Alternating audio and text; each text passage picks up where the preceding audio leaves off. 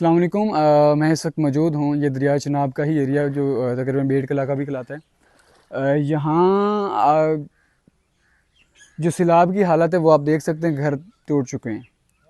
یہ گھر زوم کر کے دکھائیں کہ یہ ٹوٹ چکے ہیں۔ یہ بزرگ ہمارے اسی گھر کے ہیں اور یہ اوپر کیمپ لگا کے بیٹھے ہیں، اور کیمپ بھی یہاں کوئی بھی محفوظ حالت میں نہیں ہے۔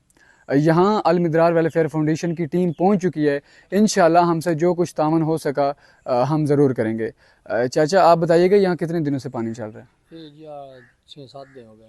6-7 دن ہو گئے پانی چل رہی ہے، اور یہ تہاڈا مکان تے تقریباً ٹوٹ گیا، لیکن ہجے تک کوئی امدادی ٹیم تھے؟ کوئی نہیں آئی جی، نہ امدادی ٹیم آئی ہے۔ سامان پانی وچ اسا کڈیا، جلے پانی وچ وڑ گیا کمرے وہ نظر آ رہا ہے کہ مکان آدھی سے ٹوٹ پیا ہی اونجے کوئی کاٹ نہیں سکیا میرے وہ تو دیکھ رہے ہیں۔